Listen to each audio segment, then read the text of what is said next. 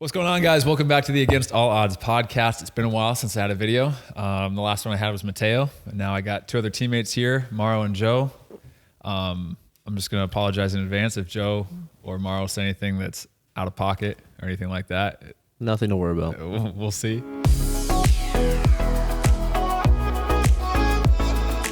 Okay, so we'll start with some rapid fire questions, and then we'll actually hop into the podcast. But what is your guys' full names? My name is Mauro Cichero. Joseph Schmidt. Hometown? Norman, Oklahoma. And I'm from Cleveland, Ohio. Classic. Position? Midfielder. Same here. Center mid. What do you say, you're more of a center mid or more of a forward? I'd say more of a 10, natural 10. So whatever you want to include. Natural 10. Yeah. Natural. Creative. Second striker. I want to say striker. I haven't played striker in a while. So Okay. And then years as a pro? this is my 5th year. My first, yeah. 5th year for you? 5th year? Damn, you're older than I thought. 27. That's pretty old. Favorite club? Obviously my Football Club Barcelona. It's my favorite club. Manchester United. Unlucky. It's a really tough Unlucky. week to be a United Unlucky. fan. Tough days. Yeah, Brentford. How about, what are your thoughts on Brentford, Joe? Quality side, they were the better team on the day. Mm-hmm. Okay. Next. That's what it is. Favorite player? Favorite player. I mean, I would say Lionel, but I'll have to go Andres Iniesta.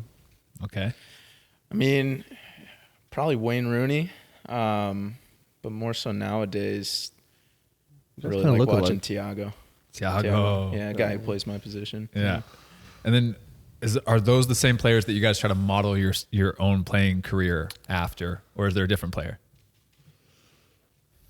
I mean, growing up, I kind of played more like an advanced, attacking role. So Wayne Rooney was definitely someone I tried to emulate, but obviously not so much anymore as I've kind of moved back more to like a 6'8" role. So that's kind of why Thiago is someone I look up to. Yeah. When I was growing up, I kind of really looked at players like Berbatov or Miku.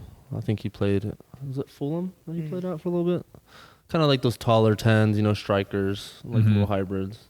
So those type of players. Anybody now? Right now, not really.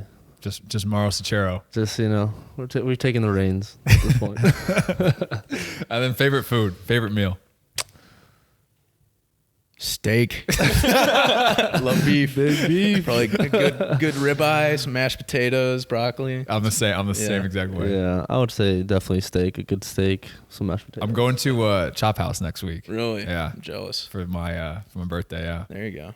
So I'm excited for that. I haven't had a good, nice steak in a long time. We made steaks. I mean, I guess I keep saying the other day. It's probably a few weeks ago now, but It's the highlight of the good. month. Yeah, I mean, that was the best thing we've done since we've been here. Yeah. We're roommates too. I don't know. if you knew that, so. Yeah. These guys live together. How is that living together?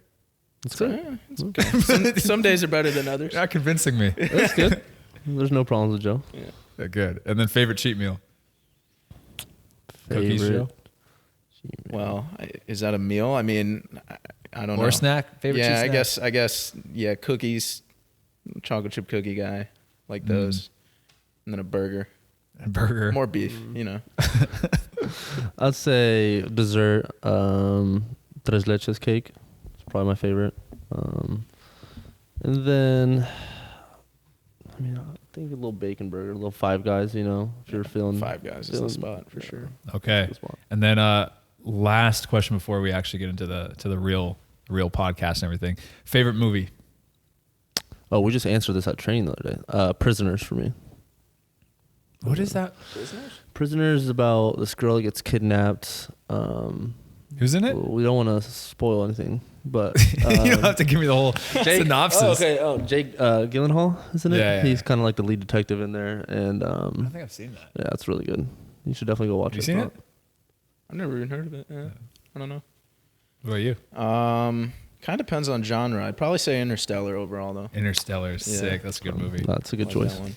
Okay, well, there we go. We got the first couple questions out of the way. You guys feeling good? Nerves out now? Ready to hop in? Sure. Never be nervous around You guys seem both very nervous for this. I remember you guys were both saying that. You make me nervous, Matt. All right. So Joe, with your ankle right now, honestly, it's not going too well. What happened? Yeah, I mean, I just sprained it. Looks like a high ankle sprain. Gonna hopefully get an MRI here this week, and then they'll kind of know more, kind of the ligament damage and what's going on. Yeah, I mean, it happens. Injuries are a part of football, but it's a little unfortunate, but yeah. And you injured it before you were about to see your girlfriend when we were about to travel to New York, right? Yeah, so my girlfriend lives up in New Jersey. And yeah, we were supposed to go up there to play Red Bull. Yeah, a couple days before that, injured it and had to make the phone call and let her know I wasn't going to make it. What'd she say? She was sad, but I mean, she understood. That she was sucks. nice about it, but yeah. And you hurt your ankle this week or last week too? I did. Just a little tweak. Nothing bad. We'll be back in training tomorrow. So Yeah, 100% full training? Full training. We're good. Okay, that's good. Yeah, once when I was at St. Louis, like my entire family, the entire like season, they really didn't come out that much to St. Louis, and then they had one trip planned to come out here to Charleston actually. And the weekend before, like I started the game, played well, and then for whatever reason, the next weekend, like I didn't make the travel squad just randomly. Yeah. And I was like, damn. And then so my whole just family. Coach decision? Yeah, just coach decision. Yeah, that's tough. And then my entire family was here in Charleston. Whole extended family, everybody had a full vacation, and I didn't play. I didn't even come, so I just been stuck in St. Louis by myself. I'm sure they had a good time still. Yeah, no, they had a great time. It's a good city. It sucked for me. I was just back home doing nothing. I kind of had something happen to me like that. Like it was my freshman year, so I wasn't really playing a ton in college. I played at Indiana, by the way. Nice plug. Yeah. And then it was like one of our last games we played at Ohio State, and like my whole extended family, my dad has like 5 other siblings, so like ton of cousins there. And yeah, they basically just saw me warm up for 90 minutes. It was tough. Damn. That sucks. That's soccer though. It Yeah. happens. What I was actually going to talk about the college soccer on this podcast, but what do you like? There's a lot of hate. Like college soccer gets a lot of hate, like a lot. Really? You don't think so? I loved college soccer. I know, but like it does. It gets a lot of hate on like, I guess YouTube or elsewhere. Like people saying like, oh, it's a bad decision or it's not the best way, like the best path to go pro, which obviously is kind of true. But what are your guys' experience? You guys both played college soccer. Would you do it again? Would you go back and do something differently? What are your thoughts on it just in general? I think, like I wasn't ready to be a pro at 18. Yeah. Like I just wasn't good enough. Like I just needed to kind of grow into my body, just learn, get more experience playing. And I think college was perfect for me. I think maybe the hate, if I'm going to hate on it, is maybe the format of it. Like you only play 3 months. Yeah. So if you have one little tiny like ankle injury, then you're missing 5-6 games. And that can, it can make it hard to go pro afterwards. But I think, a lot of people aren't ready to go pro that young. If you are, you're definitely a special one, So that's what I say about it. Yeah, I was the same way. I mean, there was no chance I could have played, at this level at 17, 18. So I needed again, time to grow. I was pretty immature. I was small. Not that I'm mature now, but yeah, I mean, I just needed that time to kind of grow and develop and kind of learn the tactical side of the game. And I think it was really beneficial for that. Yeah, I'm the exact same way. And like, did you guys both graduate? Yeah. Yes. Yeah, me too. Almost about a year out. About a year out. A little asterisk. You went to SMU in Texas. Went to SMU. Loved it there. Not like at that time it wasn't like a top program, I would say. It had good history, but it's a really well run program. Top notch guys that go there. On and off the field, which I think is super important. Yeah. When you're forming yourself as a young man, 18, 19, 20. To be surrounded by good people is very important. So that's what I got. That's a thing I like to take away from it when I look back at it. Yeah. Like, I think like you guys said, I wasn't ready to go pro at 18. I wasn't even really ready at 21. Obviously. And I loved it. Like I thought I had so much fun. I didn't get a degree, but I worked towards it. And then just overall too, like the experience of it, like I had so much fun. Like I thought it was the perfect balance of social life, studying to get my backup plan, and then also like developing a lot. And like college has like, you guys have great facilities too. Like I'm sure at Indiana, your guys' facilities were like probably could rival top clubs over in Europe. Yeah, I mean, just to kind of speak on like the experience side of playing college soccer, like I kind of was coming of age right when like the DA was really in its prime. So like I didn't play high school soccer, and I really like kind of missed out on that opportunity, like play with your friends that you go to school with and see every day, and talk about the games like in the locker room and stuff. And that was tough sometimes because all my friends were playing soccer in high school too, and they seemed to be having fun. So I think college was like you said, like the perfect balance of social life and school and all of that. So, I loved it. IU was a great program, has a lot of history, and I was kind of lucky to kind of trip my way in there somehow. And how did you get that? Yeah, I mean, for me, it was really, I think, I was scouted a little bit. I wasn't like a blue chip recruit by any means. I'd had some success early on in my kind of youth career, and then kind of fell off. I was kind of a late bloomer, and everyone kind of surpassed me, and I didn't really stand out anymore. But I think what did it for me was, just kind of being persistent and like reaching out first to schools, not waiting to be reached out to, and then going to ID camps. Like I went to IU's ID camp and did well there, I guess, and kind of built a relationship with the coaches, because they could, at those camps, what's so good about those, I think, and why I would recommend it to younger players trying to play college soccer, is like they can see your personality, they can see how you train, they can talk to you more. It's not just like going to a showcase and like, oh, they're only gonna really notice the guy who like scores 3 goals or something like that. And so yeah, I mean, it was I just kind of grinded my way in there. I wasn't a scholarship guy for my first few years. Really? No. Yeah, I was a walk-on. So, okay. Yeah, it was. Wait, so you walked on your first year? Like they full on had you in and try out with the? No, it wasn't like that. I guess a roster spot. Yeah, just a roster spot. I guess. Yeah. How did you get seen by SMU? So it's in Norman, Oklahoma. So I moved, soccer mecca. I moved back to Oklahoma when I was like 15, and I remember starting to play on some club teams, and the philosophy being so different, of like what I was used to in Spain. I just wasn't enjoying it. So I remember telling my dad, I was like, I don't think I'm gonna play college soccer, which was kind of like an idea that we had for when I was moving back. I was like, I'm just not enjoying it. And then he's like, well, since you excel on the field, and you're not going to be doing that anymore, then we're going to need you to excel in the classroom, all A's.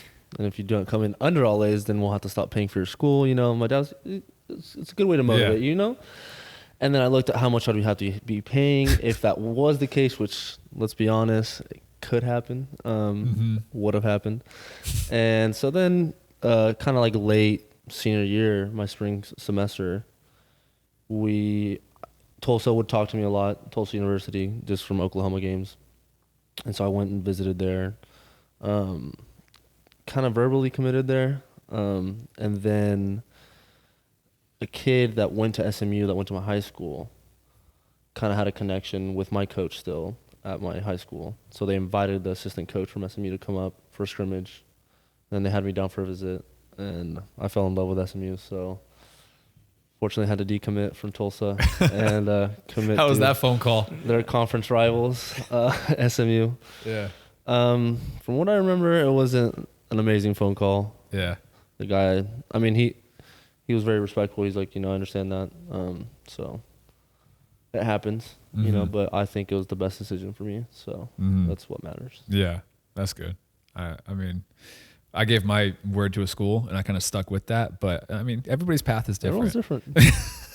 Yeah, I think, in this life, your word is your bond. So it says a lot about Mauro, about his character. Yeah. But he was young. That's just me. I haven't seen him really grow and change yet. But we all ended up in the same situation, in the same spot. And then how did you guys go from playing in college and then getting your first pro opportunities?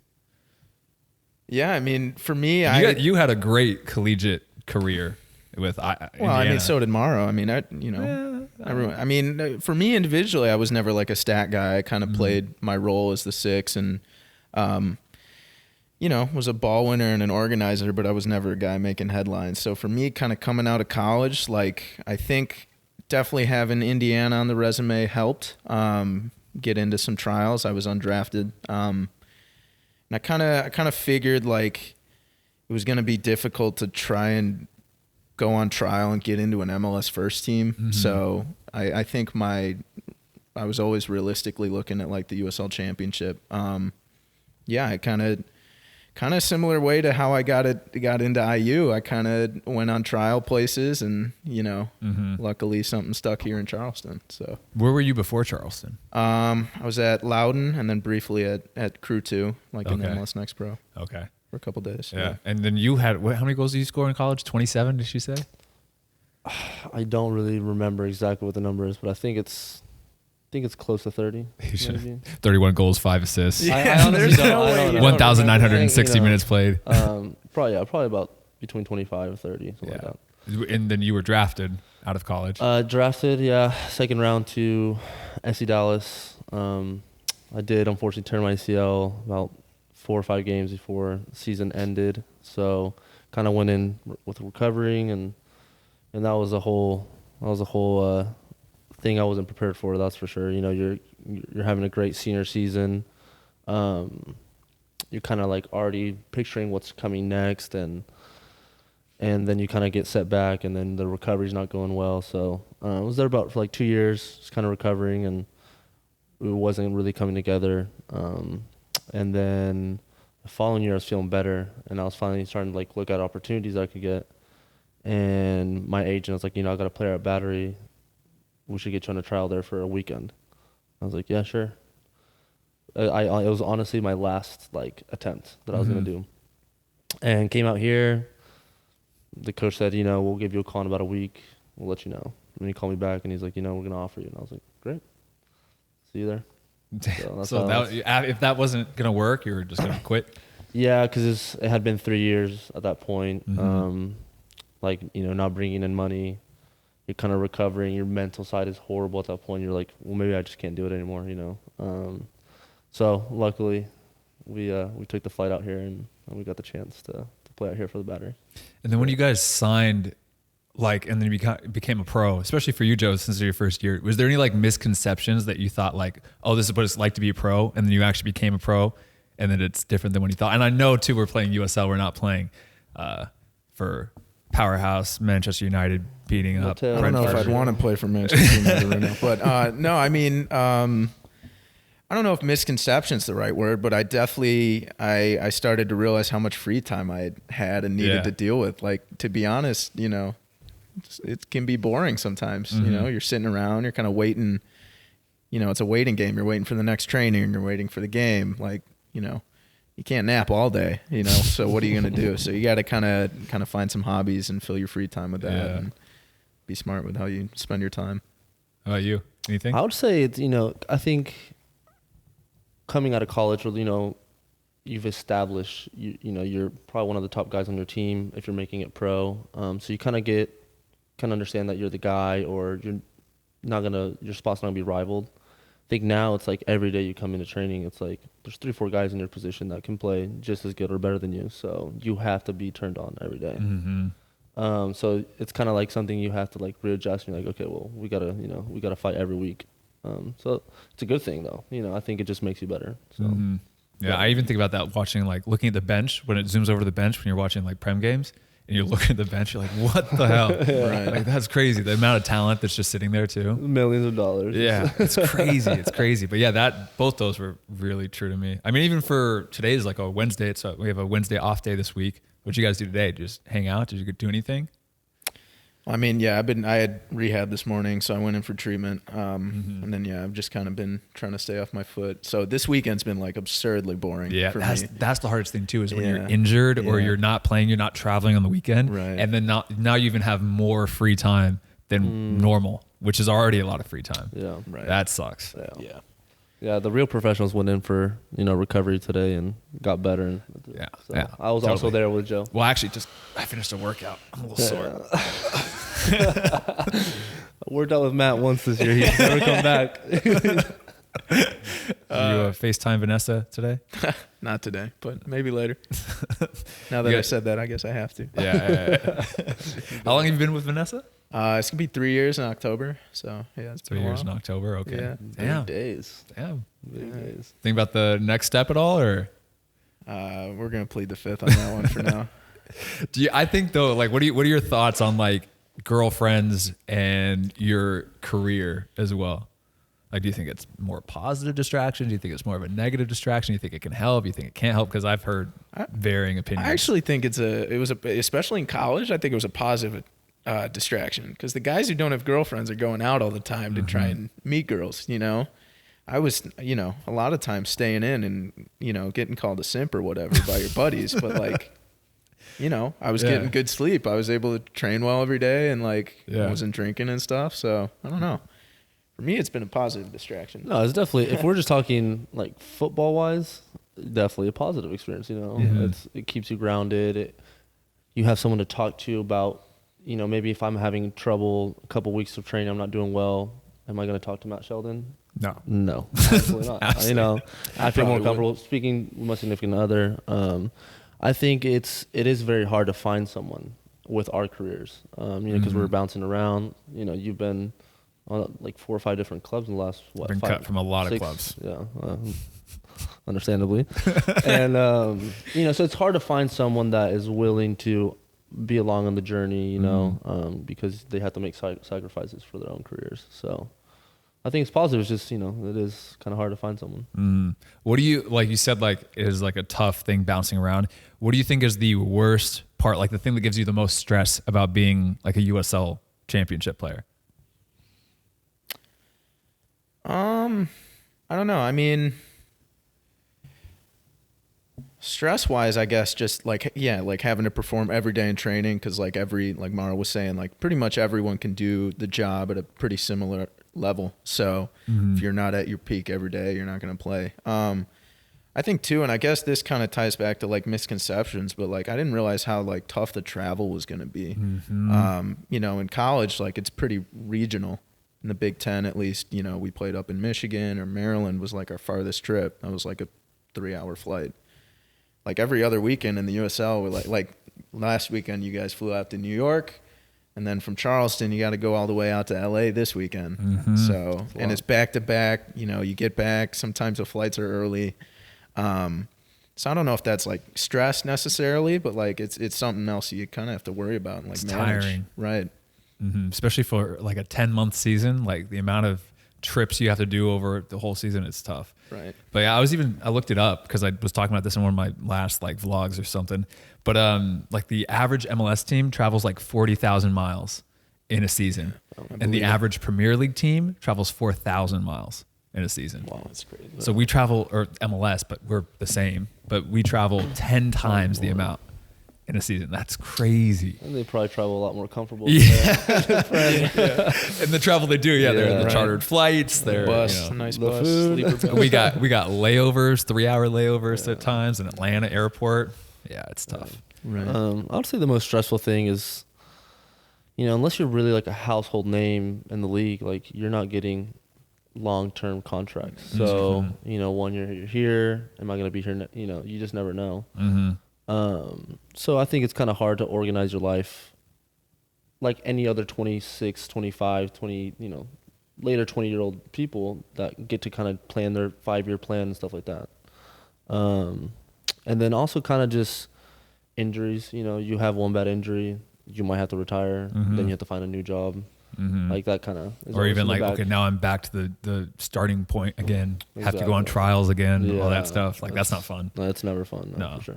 Yeah, I agree. And then I think that's hard too, because like, especially for you, because we even had the conversation like a few months ago. Like you're the type of person that likes to be settled down in one place. Right. And I was like, well, welcome to the USL. Yeah, I know. That's, we'll see. I'm sure this winter is gonna, this first off season is gonna be a bit of a rude awakening in that front. But yeah, I felt like for me, like I was the same way, or am still the same way, and I've gotten better at it. But like the first off season, first 2, I was so stressed out, like thinking about like where am I going to go next? How am I going to get there? How am I going to set up the next place? Am I going to like my teammates? What's going to go on? And then you kind of like realize that's the thing too. Like even if you do stay in the same place, like there's so much turnover in this league, especially like you got a whole new team basically every year, and new friends you have to make and get to know. So okay, what about some positives? What's your favorite thing? Look at you with your positivity. I told you I turned the page a long time over ago. a new leaf. Wow. No, I think kind of hitting off that, it's, there is turnover, but I think you get to meet unique people on each team. Like you get a set of new guys every year that have so many different backgrounds. Like a couple guys on the team like Joe Bell coming from Cuba, like that's and you've played with a couple other Cuban guys, right? You get to hear like their life stories about how they got here. Yeah. Well, my life is a lot easier than yours. Bro. So I think that's probably one of the coolest parts about our job. And also just making friends our age. A lot of people that have normal jobs, they kind of, if they move to a new city, like they're like, how do I make friends? Yeah. Like they have to either start new hobbies or something like that, which is crazy. Yeah. So. Yeah. Are you gonna talk about how I became a co-owner, become elite, or no? We won't talk about that. You haven't announced that yet to the brand? When are you gonna ask us about our political and religious beliefs? And religious beliefs. Yeah, let's get the people. If you want to dive into that, we can dive into that. I want to get views, man. There's some controversy. We need some controversy. Yeah. I was actually gonna, like some podcasters will like fake fights or whatever, have guests on there get pissed. You want me to walk off? If you walk off, that'd be a great thumbnail. It'll take a while. It'll be a whole, the music just starts playing. It's just like, okay. Okay, so we talked about our stressful experiences, like the worst parts about playing in the USL. We talked about our best parts.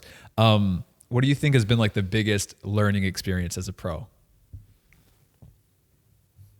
Anything that sticks out to you? You want to go first?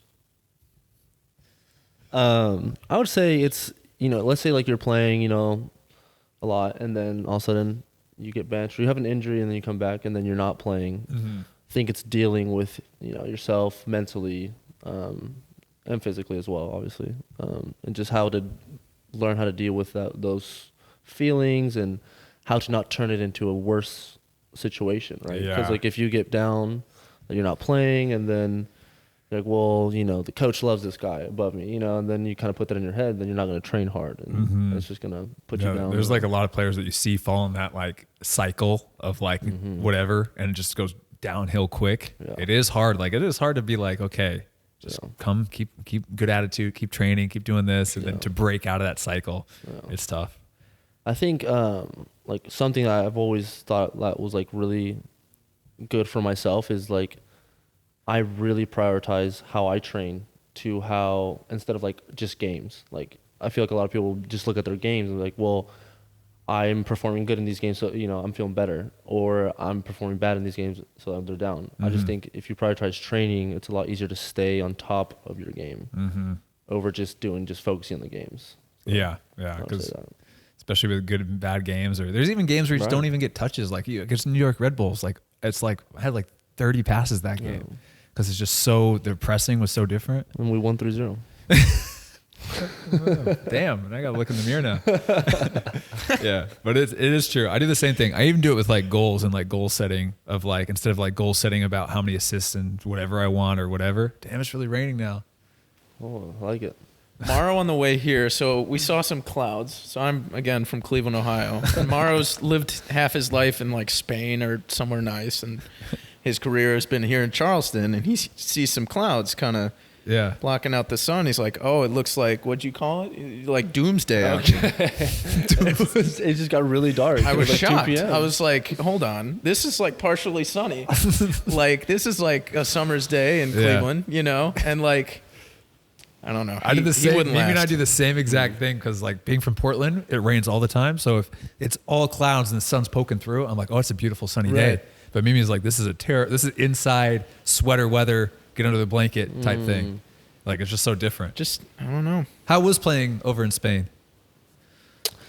It's great. I mean, it's it's definitely more technically focused. Like you have to, you learn your technique, and that's how you advance, really. But the competition over there, I mean, when I was growing up, I was a little bit above average, I would say, the average kid there. Like, it's just, there's so much talent over there for those young kids, and they take it so seriously from a young age, which now I can see the next generation of Americans are starting to take it seriously. Yeah. like Mateo, we're listening to the pod about Mateo, 13, he's already getting called up to the national team. So like at that point you're like, oh, I might have a chance of making it pro at 18. So you start taking it so seriously.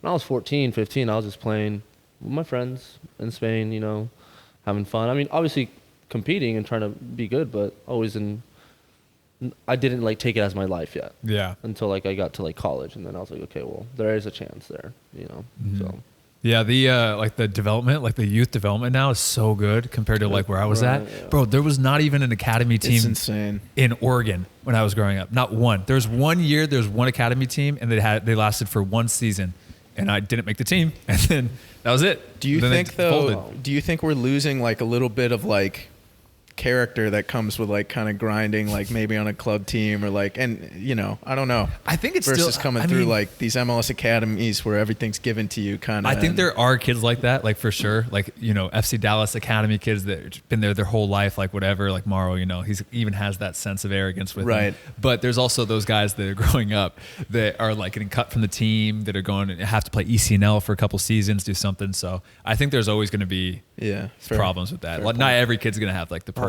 Right. I honestly just don't understand the whole like how the system's set up right now. There's so many layers of like academy. Well, there's no DA anymore now, right? It's all MLS next. MLS next. And then ECNL, which ECNL is like, has a boys thing. Yeah. Oh, okay. Yeah. Gotcha. At least that's what I think so far. I'm not 100% sure, but I'm like 90% sure with that. So like, and they don't play each other then. So like, what's MLS Next is considered like the academy, right? Yeah. Yeah. Okay. Interesting. But now even the club teams, they're training like 3-4 times a week. Like my club team trained twice, and one of the days was a fitness day. And we just ran around the track. How American is that, bro? Great. And then after we were done, we would go and I would be like, oh, let's do something. Let's go shoot. Let's do something with the ball. But like, that's terrible. That's what when I moved from Spain. That's what I moved into. Yeah. It was like run, not think off the ball. I'm like, what are we doing here? We're just like, that was like when I was 6. You'd chase after the ball. You try to go dribble people. Right. But like, it's very 1v1 focused over here. Yeah. It's like very like, okay, just kind of chill, wait for the ball to come. I mean, at least in lower levels. But then even at like I've seen from pros here versus when I was playing in Germany or wherever, like even low levels Germany, it was so team based, like 2 touches all the way around, even with no restriction. And even on the 1v1, if it's not glaringly obvious to go 1v1, it's keep on building and passing the ball around. Yeah. This is very different. But it is kind of funny. Like the stereotypes are always like a little bit true. But then having said that, like you're going to get Germans that can go 1v1. You're going to get, Americans that play tiki-taka. It's always like that. Do you have interest to go play over in Europe, like in Scandinavia or anywhere else? Yeah. I mean, that'd be really cool. I don't know. I mean, we'll cross that bridge if we ever come to it. We'll take it 1 year at a time. But yeah, it'd be a really cool experience. I'd love to do that for sure. Do you have your Spanish citizenship? I do. That's nice. Are you thinking about doing that at all? Like even trying to go over and play even like in the Cichero division or something? Not really, no? Honestly. But I mean, if an opportunity came, I would honestly look at it, but I think I'd be less likely to take it now, especially getting a little older, it's just allowed to be a lot, I feel like. How old are you again? Just so everyone knows. It's not that old, guys, especially in football, but 27, we won't come into... I mean, I'm turning 27 next week, and I feel like I'm old. Huh? You're turning 27? Yeah. No, you're not even in that decade anymore. Not even in my 20s. Oh, my God. That's crazy. Yeah. I have 6 days of being in my 20s. That's pretty crazy to think about. Podcast at the nursing home here. I feel so, like, body-wise, though, like, not going, what? Like, I feel good. Like, I feel athletic. I feel sharp. I feel all that stuff. You look good. Thanks. Yeah, no problem. So, I think like something, with experience comes with managing your body and you kind of know how much workload you should be doing is what's beneficial for you at this point. When I was 21, I was like, I don't know. So I just listened to whatever the coach is saying, but maybe that wasn't really what I needed. So. Now I have, if I have a teammate that's telling me, hey, let's go over here, let's keep doing these pec flies and chest press. I'm like, you know what? No, I'm going to go home. Don't need this. Just trying to make you better. Mauro spends a lot of time in the gym. Yeah, that's good. Yeah. Do you say when you go to the gym for you, do you like it more of like a mental thing? Do you think it's more of just like a activity? Like, do you like working out in general? Like, Yeah. why do you go to the I'd say gym? it's one of my hobbies. So like just kind of going there kind of clears my head from any other work. Like if I'm stressing about something, kind of just go to the gym.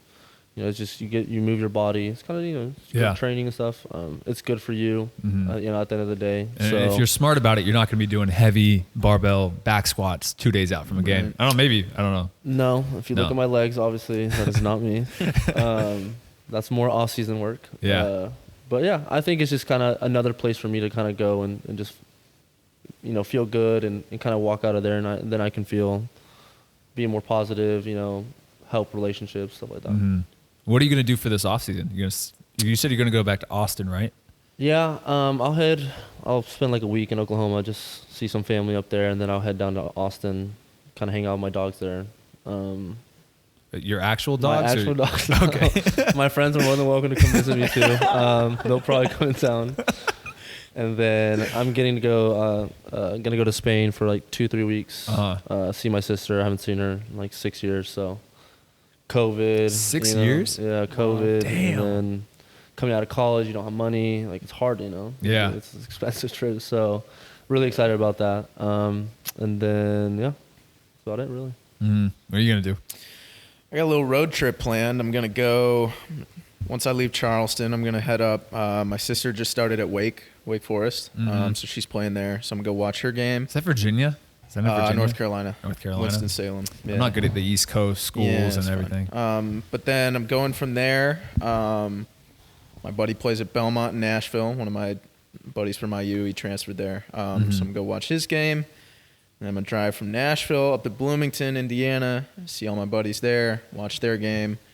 And then I'll head back to Cleveland. And then probably go visit Vanessa in New Jersey for a couple weeks and then try and stay fit through all that. Yeah. So.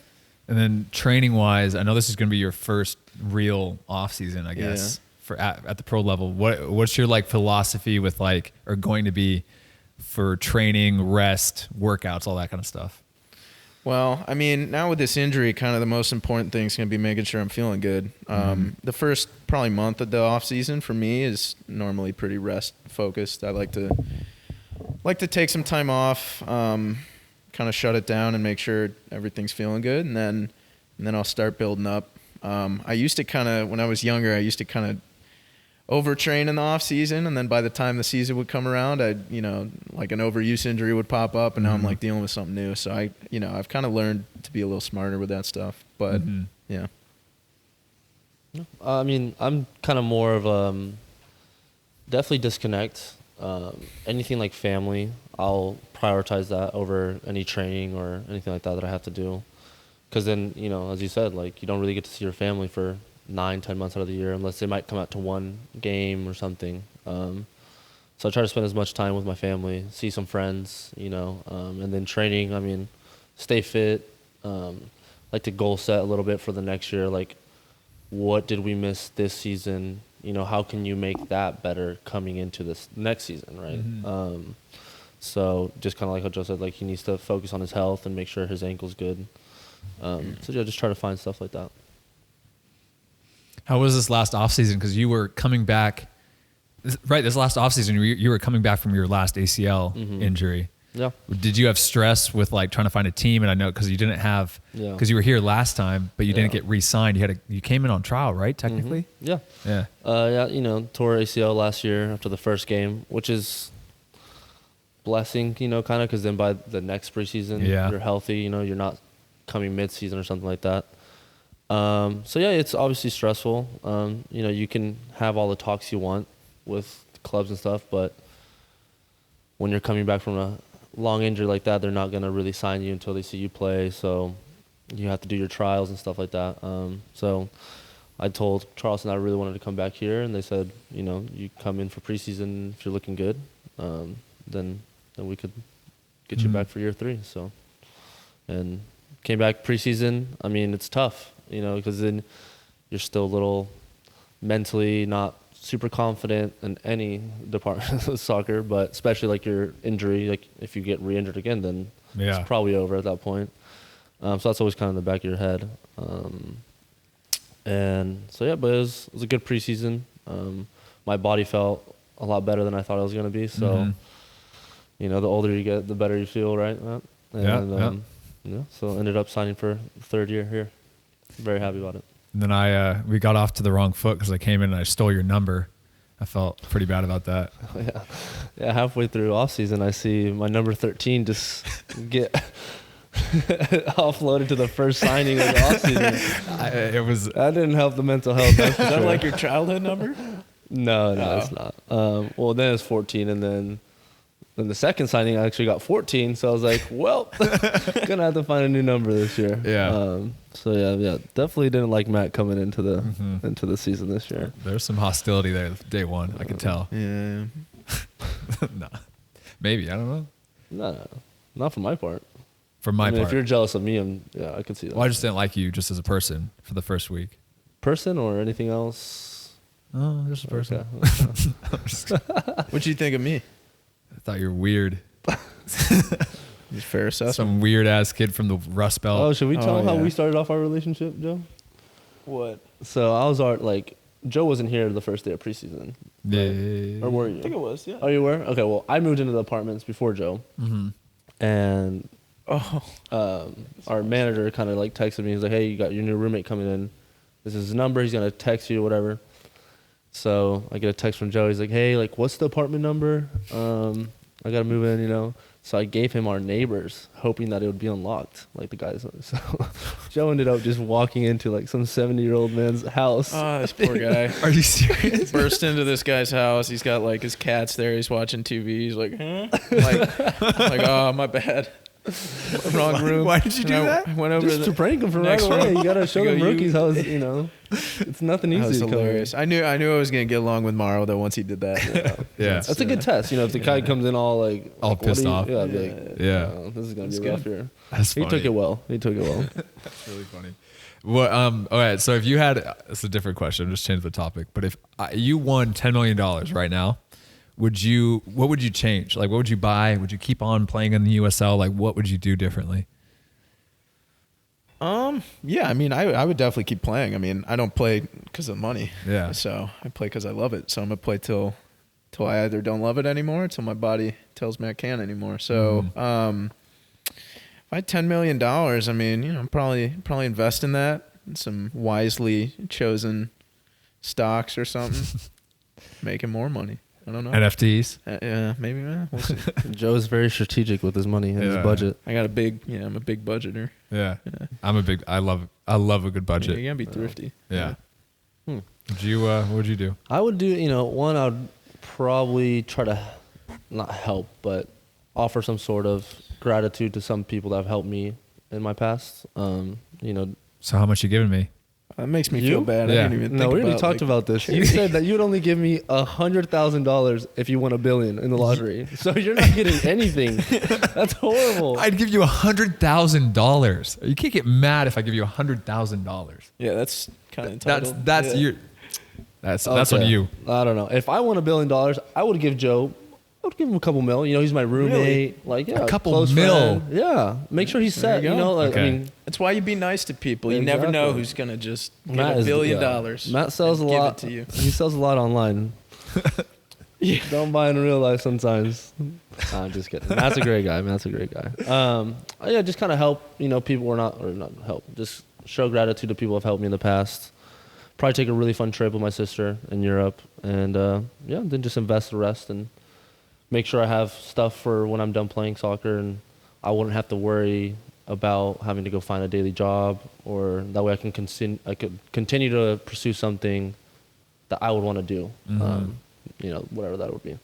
All right, so my answer was super boring now that Mauro spoke, so I'm going to go again.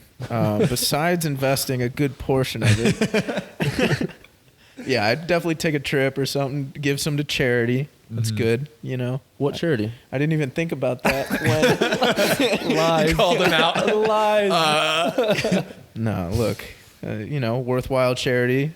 Maybe the King James Foundation in Cleveland, you know, doing great stuff for the city. So, I don't know. Fun fact, he knows everything about Cleveland. Yeah. Mr. Cleveland. I went through. People from You sent me. Cleveland love Cleveland. Joe sent Nobody me else does. Ohio against the world. Joe sent me like a Midwestern Twitter account like yesterday, like last What was his night. name? Huh? What was the account? We don't have to go into that. Oh, okay. No, but it was like he sent me a What, the Midwest versus everybody one? Yeah, Midwest yeah. versus everybody. But you sent it to me Oh. from your other account, I think. We don't have to. No, yeah, we don't. Yeah. But anyway, I went through that Twitter for like an hour, just scrolling through Twitter because I'm obsessed with like Midwestern culture. I think it's the coolest thing. Why? I don't know. I wish I could tell you. Like, have you seen that guy like on TikTok, like the hello buddy guy who's like up in some Wisconsin cabin and he just like lives his life up there? Really? No. Yeah, I love it. I actually deleted TikTok, so Another can't see side it. bet Yeah. There you that go. we have. But yeah, I loved it. I was going through it, reading all the stuff about Midwesterners. Can you smell when a storm's coming? Is that a true thing? Yeah. Yeah. Really? You can do that in other regions too, though. I don't think so. I don't know I've never why. smelled when a Really? You storm's can't coming. smell, like, you wake up and you walk outside and you don't like smell. Oh, it smells like it's gonna rain. Like No. a heavy storm. No, Hmm. I don't know. You can. I mean, Oklahoma's kind of the Midwest. Yeah. too, Well, you like tornadoes and stuff. Like, Yeah. you Yeah. can tell. So what would you do if you got $10 million, Matt? I'd give it to my teammates. Absolutely false. 250K What a waste, bro. to every That- single teammate. Yeah. I would love to see how So You would, someone. Dan you would can- split it up evenly, even for the basically- younger, like, the people that have been through hardships in their lives, like me. You wouldn't give me like a little more cushion, or you know. So EJ, Dan is for getting example. like basically spending money for his new like Alexander McQueen Queens. I'm not You're giving that giving- to anybody, bro. There's no way. I'm not giving that to anybody. Maybe I'll go out and buy a nice dinner for a couple of you guys.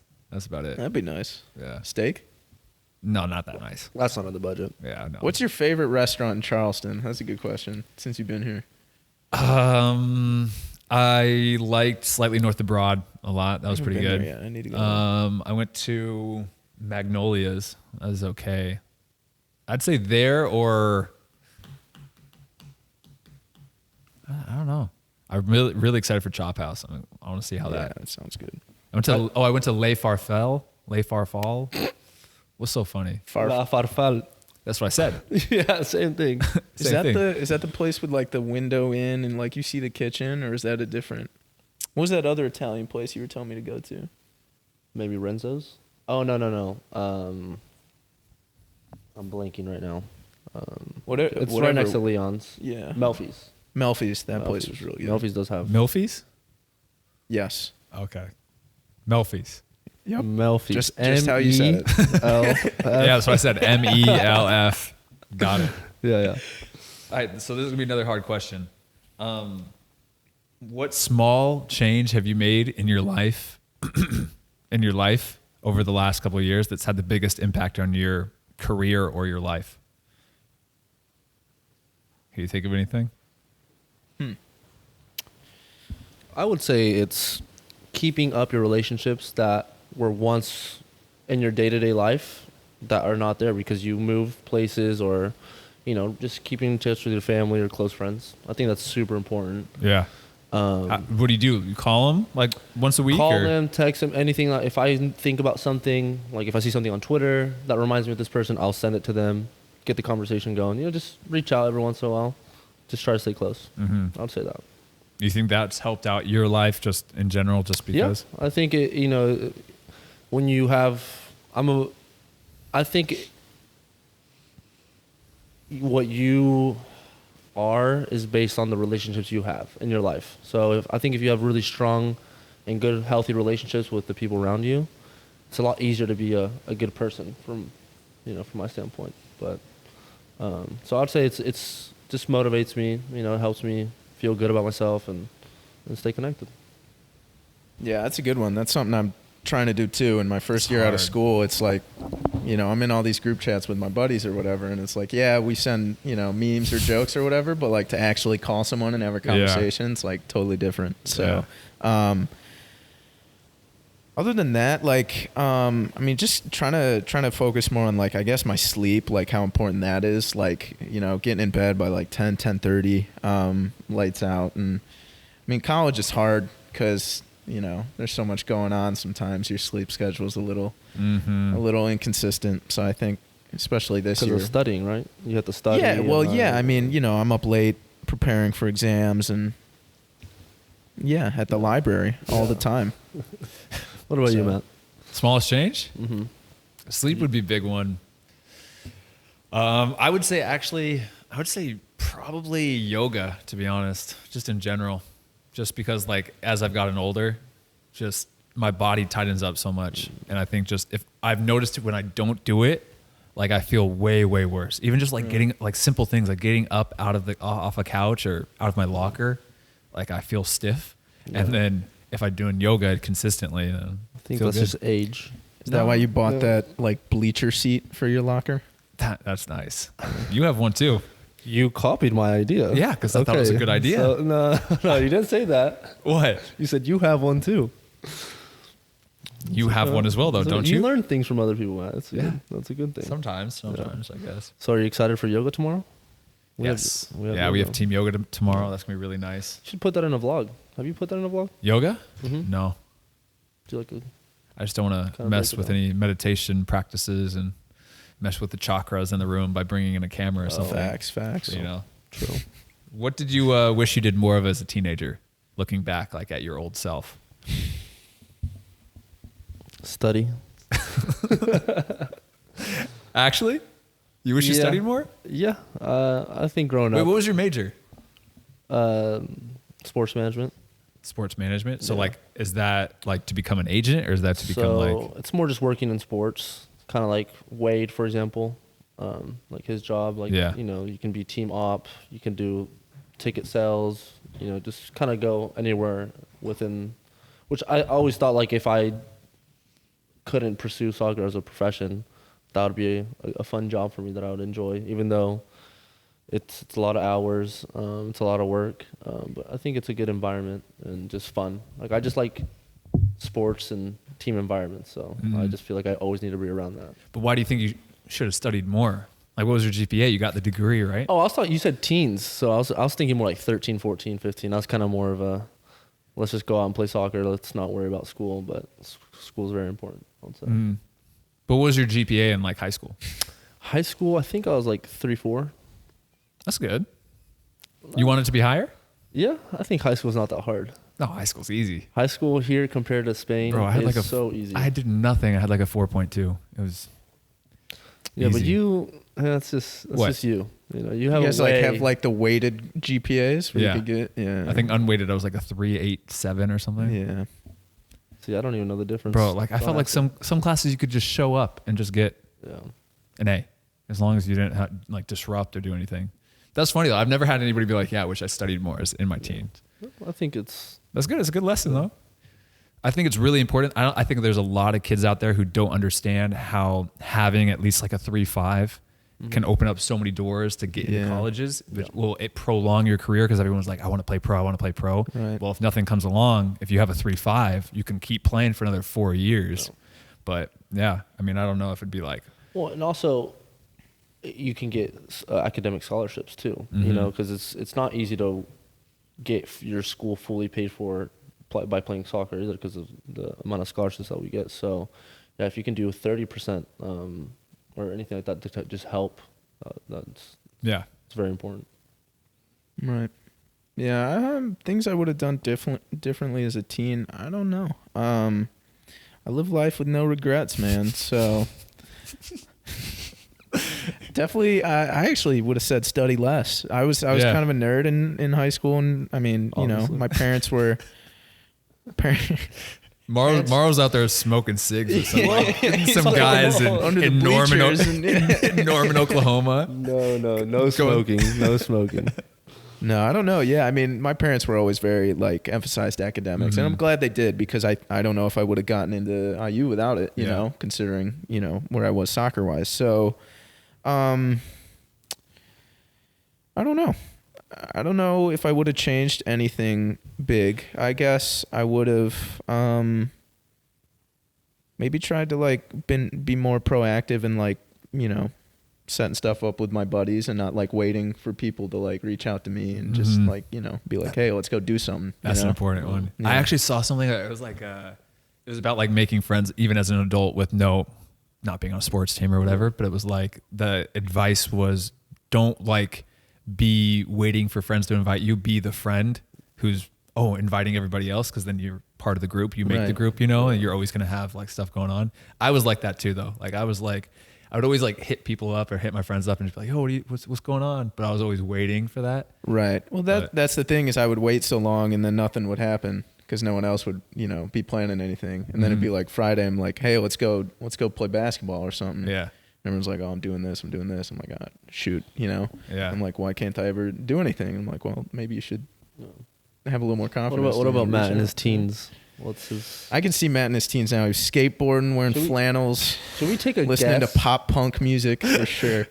I was pretty H&M. I was pretty balanced. Like I thought I studied the right amount. Like I had good grades, but like I wouldn't say I needed to study anymore because I thought I was a good balance with that. Yeah. I worked out, trained a lot. I don't know. I would probably say it'd probably have to do with girls, to be honest. Like from 12 to 16, like just be more like yourself around girls. Like I was always so nervous, like talking to them and stuff. That's a tough age. It's tough, bro. It's tough. So I don't know. Yeah, I don't know if like anyone is confident talking to girls at that age. Like I don't know. I feel like there were. but Maybe that was just my middle school like brain Yeah. or like high school brain thinking that. But yeah. What about like training wise, like soccer wise? Is there anything that you're looking back on how you trained or worked out or like fitness wise that you want to change? Oh my God, so much. Yeah. So much. I mean, if I knew what I know now, obviously, about how to take care of your body, like I was kind of like, like your stereotypical like grinder. Like I was trying to train as much as I could because like that whole like, well, if I do 2 hours and this person does 1, like I'm getting an hour better and blah, blah, blah over time that builds up. And there's something to that for sure. But like I was also getting hurt a lot as I'm sitting here with an ankle injury, but I was also getting hurt a lot. Ankles, and in high school, like you really shouldn't be having that many injuries. Like you're young. What like, injuries did you have? I mean, I had like a stress fracture in my back. Really? I was dealing with some like patella, like all my injuries were overuse injuries. Mm-hmm. So after the first couple of those, I probably should have like had a look in the mirror and been like, okay, like we need to change something you're doing. Mm-hmm. Because a lot of the stuff I was doing was just kind of like busy work. Like, yeah, cone and ball drills are great, but like, can you go play pickup or like, can you do something that'll improve your tactical IQ too without putting as much wear on your body? You know, that's a huge one. Yeah. Yeah. I had to learn that too. Like even for me, athleticism, fitness wise was never a problem for me, but yeah, I was trained. What are you smiling over there for? He's an athletic guy, he's a fit guy. From like 18 on, it was never fitness, athleticism, all that stuff. I was like, okay, I have it. But like technique wise and like tactical understanding of the game was not there. And like even a rondo, I could not do a rondo.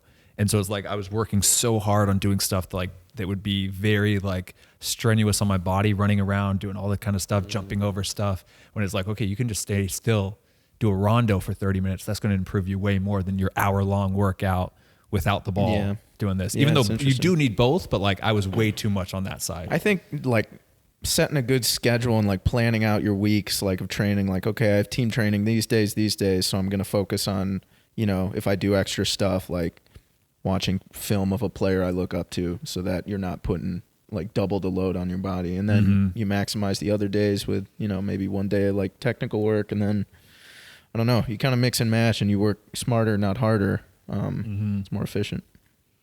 I'll say just more like consistent training. Like in Spain, when you're growing up, at least when I don't know if it's changed by now, but you train 3 times a week. So Monday, Wednesday, Friday.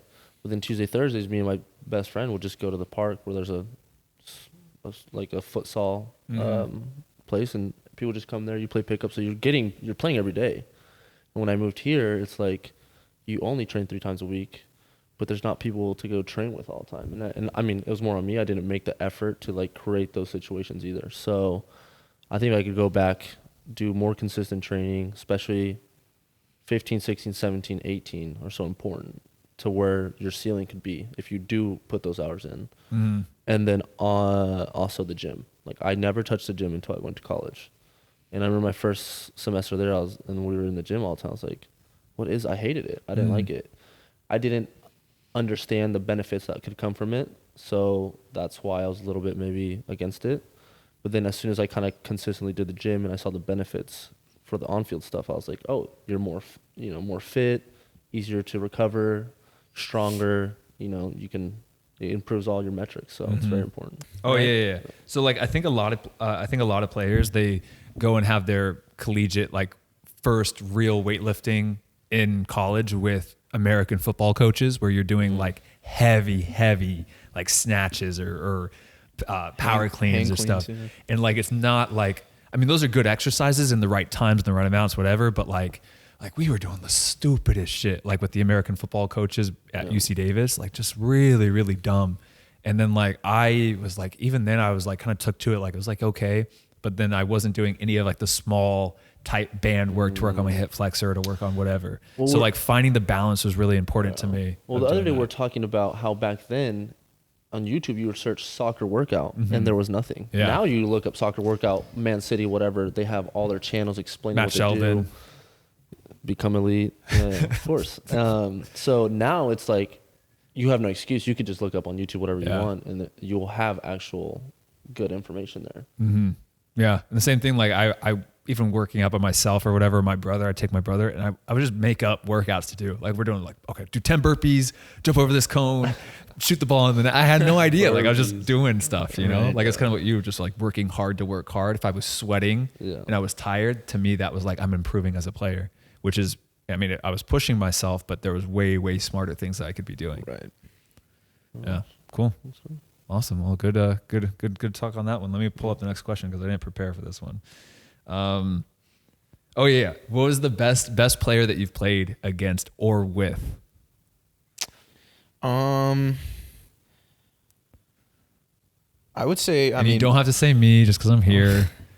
I would say probably, I mean, like in terms of like what they've gone on to do in their career. So like when I was 12, I got called into like the U14, like youth national team. Really? Yeah. So that was cool. That was like, I wasn't there for very long, don't get me wrong, but it was a cool experience. But Pulisic was in that camp. It was the 98 class. So like I got to play with like a young Pulisic, a young McKinney, like a bunch of those 98 guys Luca De La Torre, who are now like, you know, obviously over in Europe, like superstars. So that was cool. So in terms of what they've gone on to do, but at the time I was playing with them, I would say probably the best player I played with was Andrew Gutman.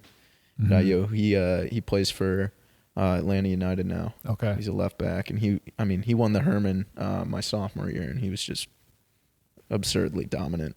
Scored 10 goals from left back. So yeah, that's pretty good. It's pretty crazy. That's pretty good.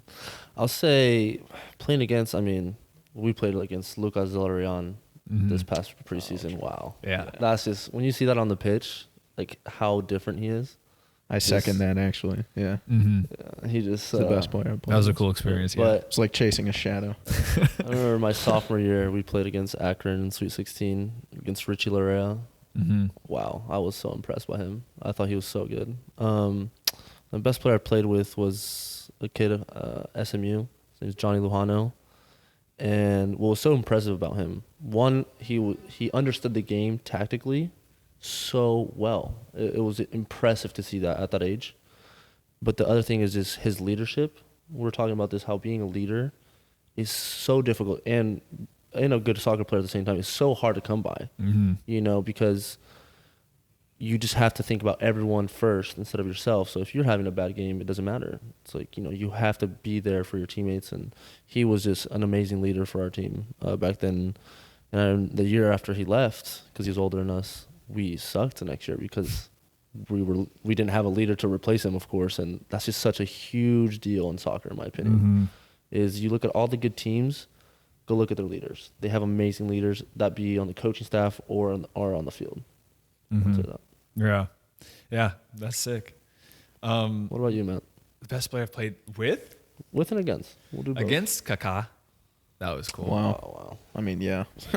That was one of the coolest moments of my life. The best part is it was preseason in St. Louis, and we were like literally like to the point of people were going to get in a fist fight arguing who had the privilege of going up to him and asking for his kit after the game. Like people were like mad, arguing. One's like, I'm the captain, I'm going to do this. There's like all this stuff. People talking about their stories about how they watched him play and everything, trying to like say their piece about why they should do it.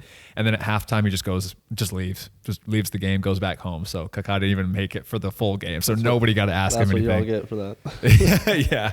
But it was funny. And then with, I would probably say Richard Chaplow. He's the coach at Orange County now, but he played at like Southampton for a number of years. Just You really played with him? Yeah, in Orange County. Now he's coaching Orange County. Oh, okay. But yeah, I played with him when he was there. That was like his last or second to last year before he retired. And he's just solid. Just like nothing like, I mean, he was pretty technical, but just so smart. He was just had everything. Like he was smart, athletic, fast, like really, really just so technical with the ball, aggressive. Like I felt like he could just, his worst trait was probably some of our players, like all their best traits, you know? Well, we were talking about how it's so fun when you have someone on the team that you, just by watching them play, you learn and you get better. Yeah. I'll say something on our team, for example, Robbie.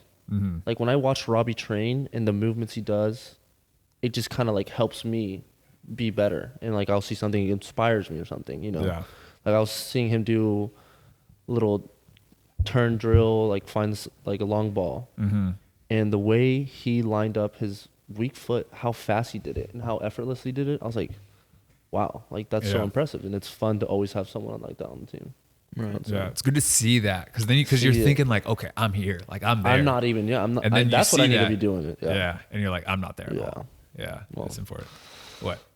It's okay, man. I haven't experienced that. I'm talking through you, like what you're probably experiencing. I haven't been there. I've never been like, oh, I'm not there yet. Like it's always been, easy. You can do that. Right.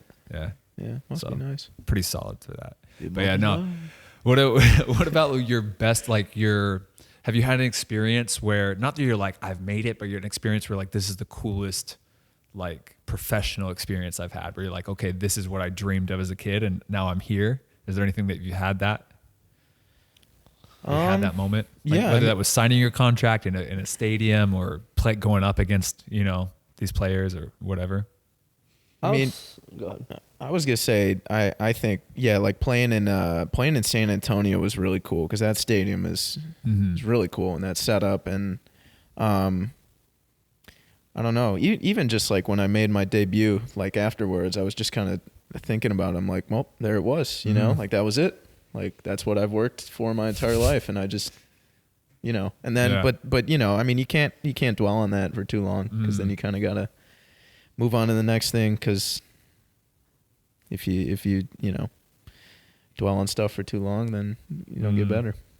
But I'd say like when you see them score a screamer in the Champions League and you see them like run to the flag, like you see their face, the player, and you're like, that feeling has to be insane.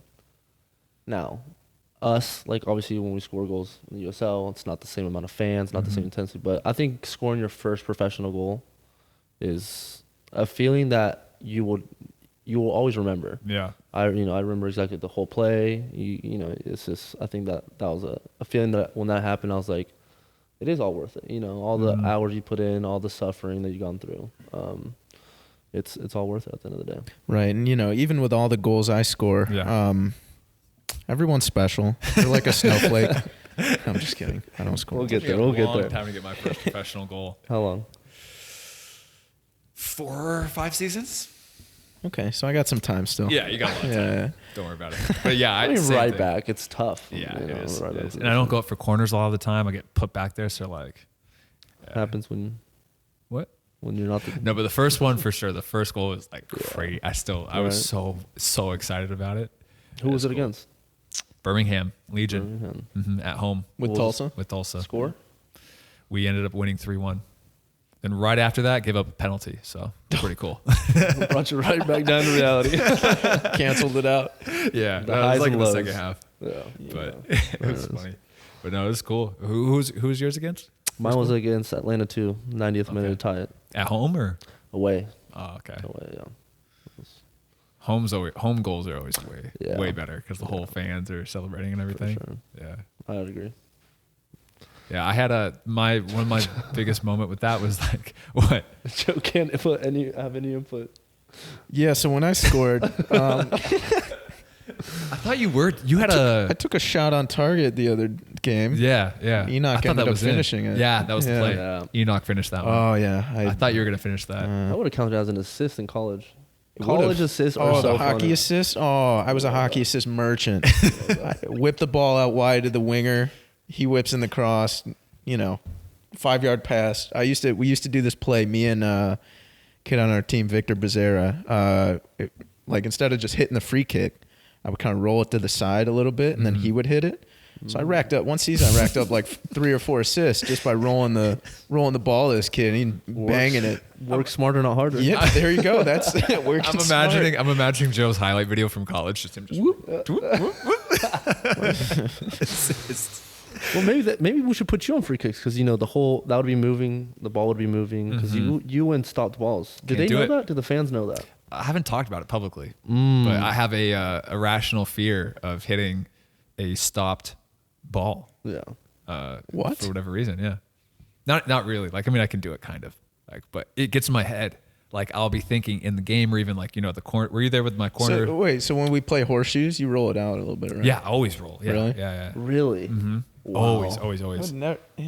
I don't know. That's so weird. I've never heard of that. Yeah, it's for me. It almost like it was like not a catch-22, but it was like a cycle. It's like a repeating cycle or whatever because it's like, oh, I hit a bad one or bad free kick and it stopped, and then all of a sudden I'm thinking too much. I have too much time to think. It's like and the yips and golf. Yeah. All I'm thinking about is like, okay, the last time I did this, you do it. Just don't look like an idiot, and then I just can't do it. I mean, explain the corner situation.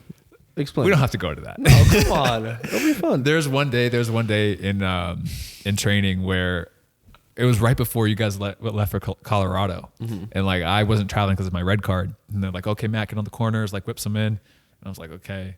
First one, terrible, right to the near post. I think it got like 2 feet off the ground. And then I'm like, okay, here we go. Just don't do it again. All in my head, I was thinking, just don't hit the same ball, hit it back post, whatever.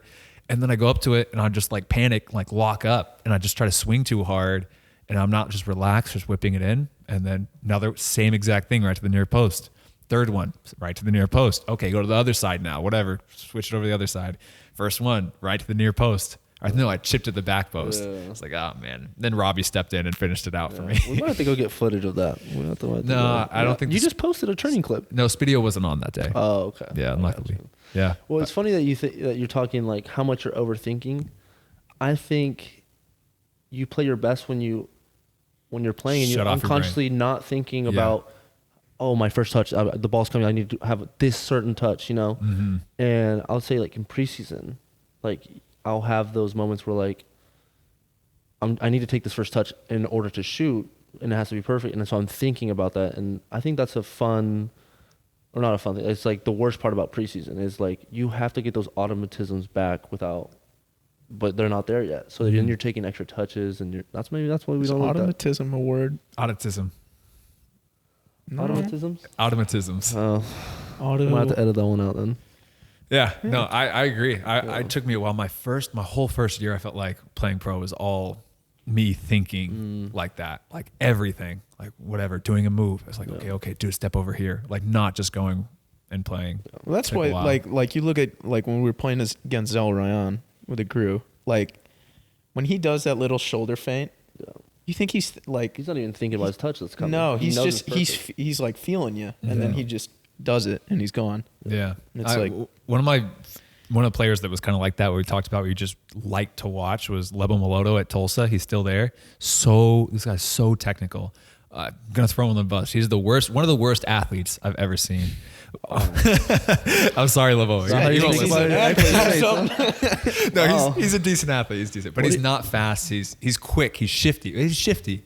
But like he's impossible in tight space rondos, wherever you can ping the ball into him, you can do whatever. If I was ever in trouble, just pass it to Lebo and he'll get you out of that situation. He's so smart and tactical. And I was talking to him about like the touch, where it's like, the ball starts to come to him, and I'm like, how do you, like, you're always either cutting it back the opposite way of the guy, you're letting it roll across you. And he's like, I don't decide until the very last minute what I'm going to do.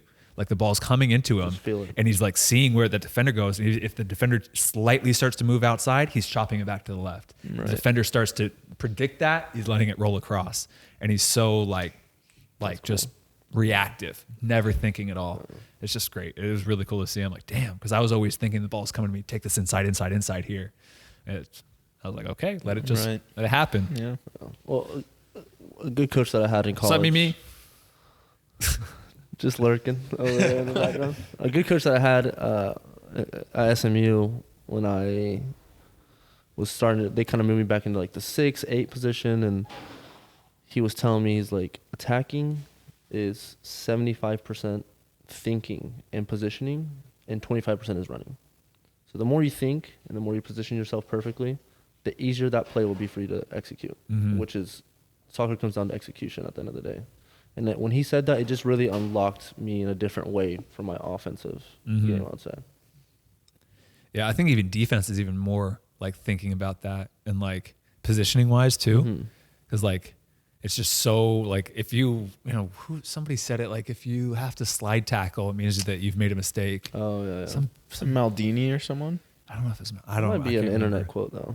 Might be. Yeah, it might be fake. They just put their name at the end of it. So it's like, oh, Maldini said it, so he must be right. Some become elite Instagram account just makes that up. You should do it. Maldini quote Matt Shelton, like The Office. The Office. But it is true, though. I feel like so many times, like if you're defending, the best thing you can do is just have him come at you, like start dribbling, and then go, no, it's not on. Cut it back, play it back, like you did your job. Yeah. Like sometimes you need to tackle, but a lot of times it's just being in the right moments, delaying it. So right. You were kind of saying that after your game at center back the other day, how much more it's just about positioning and not as much running. You constantly have to be switched on. Yeah, always thinking. I didn't like it. Yeah, you're not good at that. No, it's okay. It's okay. What about that? What's your opinion on like playing different positions like that? Like you've played 6 all through college, right? So it's interesting. When I was younger, like growing up, I played up top.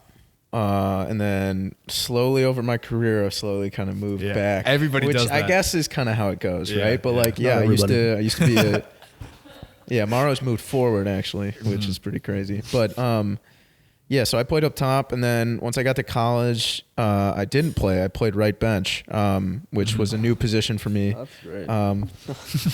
But no, once I was finally playing at IU, I was kind of playing like a 10 role, maybe out wide, kind of like inverted.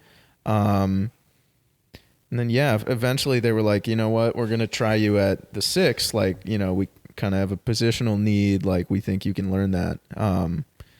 And that was like probably the biggest learning curve I've ever had to go through, because I've always kind of naturally been able to I've always had like a decent feel for the game, you would say. But like tactically, just like splitting spaces defensively as a 6 was something completely new to me. Where to pick up the ball, when to like get the ball, when to want the ball, that was all completely new. So, sorry, Matt's cat is, checking out my ankle. You're in his home. I would say, with different positions, like when you have two center mids, right? 2 8s, okay.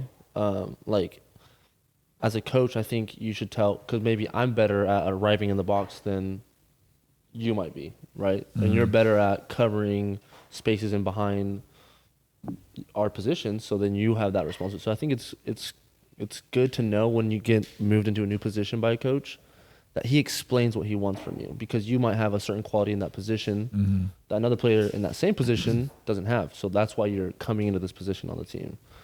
And I think coaches can sometimes miss that. They just think like you might know that, and you're like, well, it would just be a lot easier. Yeah. To know if you can communicate in that regard. It's good too. It's good even for your career if you can play a couple. Like if you could play 6, 8, play with something else, just in case, because you never know, like injury wise, where you have to step in. Even for me, like I wasn't starting for the last couple games. After injuries, I get an opportunity at center back. Now I'm right now, as of now, going to be starting in the next game at center back. It's like, okay, what's my opportunity to get on the field? Well, like, always give me those early in the week. We'll see. Hopefully. I guess this is posted after the week.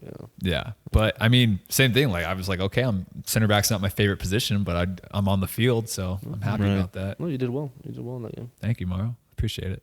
It's different though. Center back's interesting position. What do you want to do after your career's all done? I'll go first because I definitely know the answer to this one, so I don't have to think about this one. No, I mean, my degree was in finance, so maybe something in the financial industry. Move to New York, become a Wall Street maybe. bro? I mean, my girlfriend lives right around there anyway, so it might be good. I'll be, You might be getting his coffee in the future. You never know. Maybe. Big time financial guy. I want to do coaching. I've always loved the coaching side of our sport. tactics, anything within any games. I've always enjoyed trying to like learn new tactics, or like if we're playing a board game, I will immediately Google tips for X game, you know, because I'm just trying to, you know, obviously competitor, you know, as well. So I think I want to stay tied to the game as much as I can, and the only way to do that past a certain age is through coaching. So What level? it's a great question. I don't know. I think if I had to guess right now, I probably more collegiate. I think helping shape young men, not just on the field but off the field, you know, is very important, and that's what I got, and I'm always be grateful for that. So I think it's. Did you have an assistant coach like that in college that really helped you, or assistant coach, yeah. Like I keep in touch with all my coaches that I've had in the past, and it's just I've gotten certain things from each of them, soccer wise, and just forming yourself as a person. So, and just really appreciative about that. you want to? I don't know why he's make a joke? smiling and laughing at me. You're the one smiling no, first. No. I got nothing to say. Do you want to be involved in the game once you're done, or is it straight? I mean, once yeah, you're done, I'm done. I would love to. I mean, you know, maybe not in a coaching role. I don't know. I would love to one day like be involved, like maybe in the business side of soccer, Like technical director for a club or something. Yeah, I don't know, or even like, you know, like a general manager role. I think would be really fun. You know, like obviously there's only so many opportunities for that, and it's pretty competitive. Yeah. To do something like that, but like, you know, getting to kind of scout and like put together a team and like build a roster, like it's like real life, you know, fantasy football or something like that. So I think that'd be cool. Football manager. Yeah, What about you? I was exactly. actually going to ask you that question the other day, and I forgot. Since you're Yeah, I want to coach in the Prem. That's the coach, okay. straight over there. Just Right. right away. Well, Man United might be looking for Maybe a couple more games. We actually give him maybe a couple watched more weeks. What are your thoughts on Brentford? We watched the replay this morning. Oh wow, Mimi said that Man U was embarrassing for those of you yeah, listening. she's not wrong. What are you a fan of? Like, what's your team? Arsenal. Arsenal. Another one on the team. That There's a lot. documentary. There's a lot. You've been watching that documentary, I right? love, bro. All or Nothing documentaries are so Yeah. good.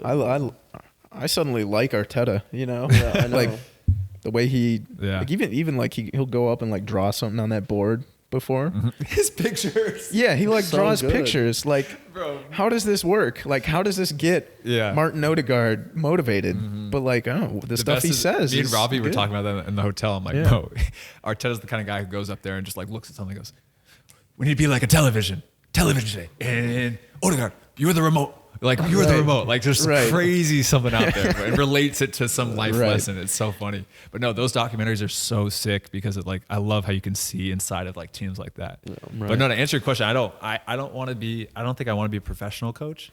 I think college would be cool, but like, I like that age where like coaching kids of like 18 to 22. And my dream, like my ultimate dream of what I could do is have like a facility where it's like a become elite facility, like a small training center, gym, and have players come in either, you know, during their collegiate careers, when they're playing NPSL, UPSL, or even pros in off season, come in, train them, do like podcasts, talk to them about it, and then help them link up with agents or push them on to get other opportunities or something like that. I think that'd be cool. Really cool. Yeah. Yeah, man.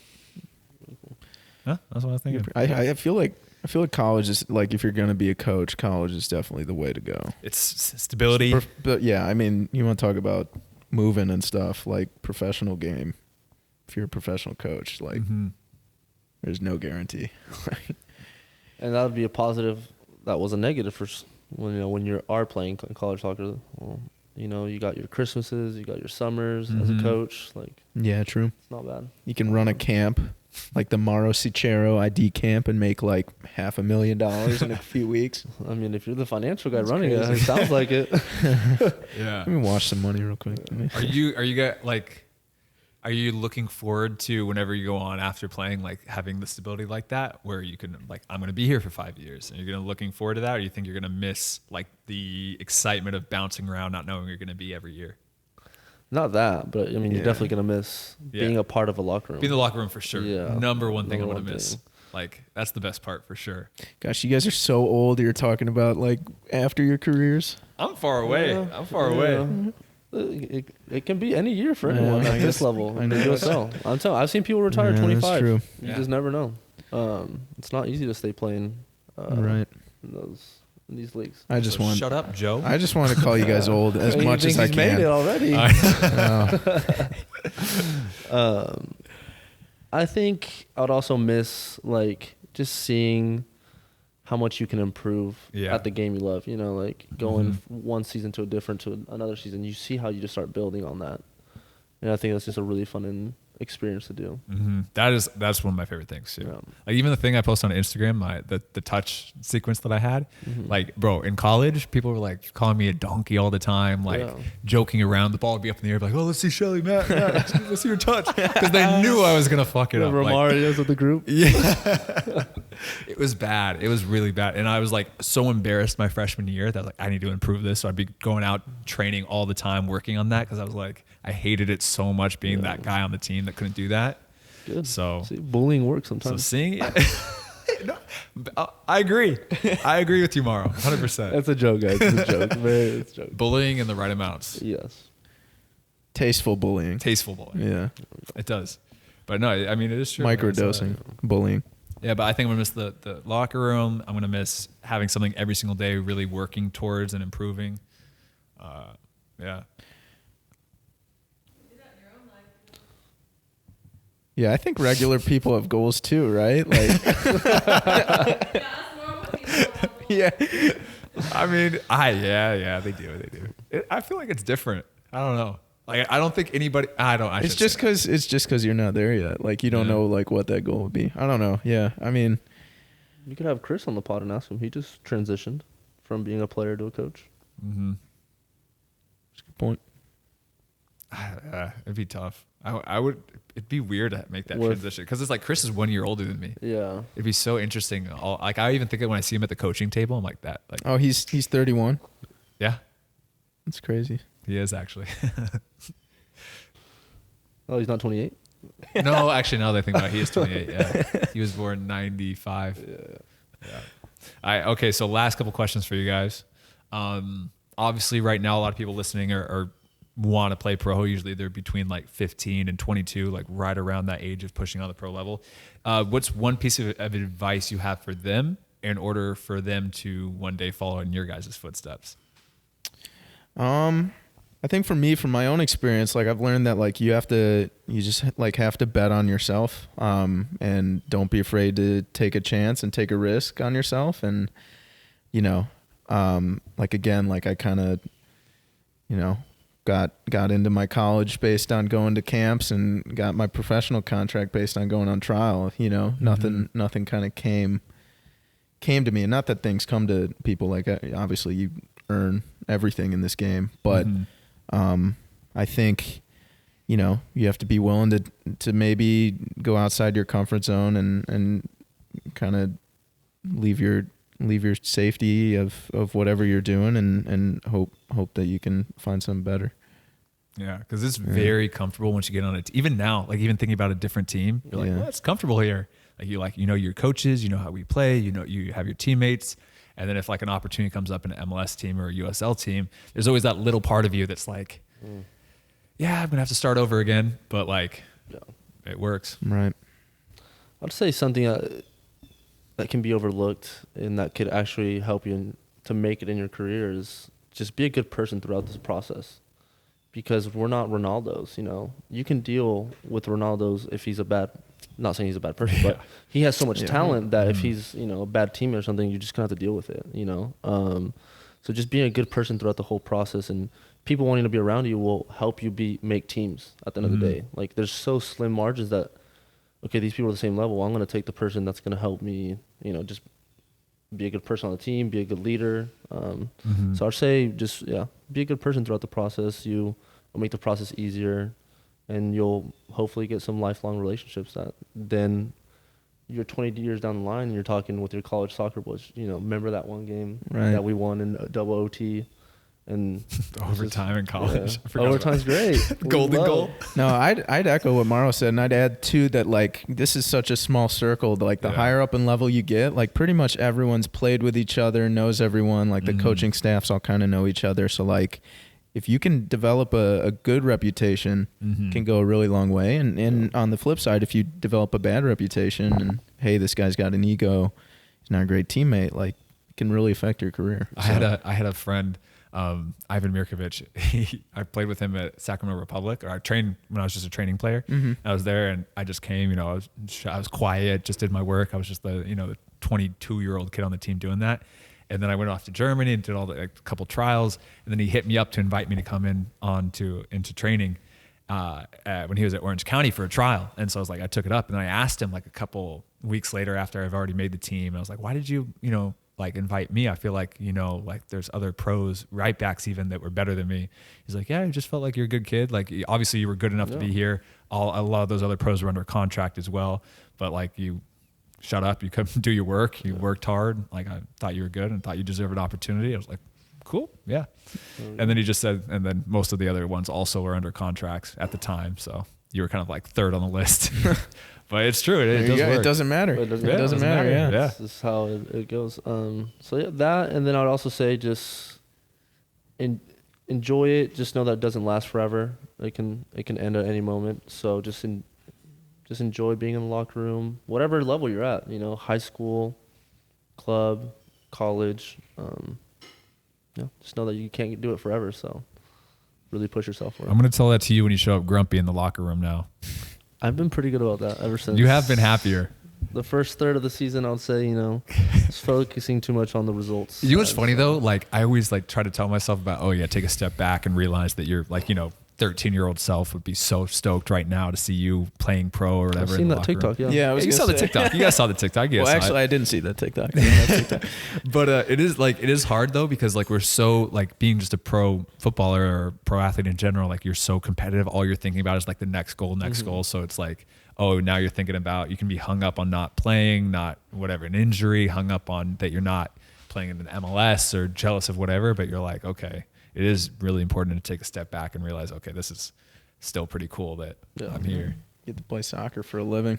Yeah. Be doing a lot of worse things. So. Yeah. All right. Well, anything else? Anything else you want to say? I'll just say thank you for having us on the podcast. Yeah, thanks for having us. Happy really early birthday.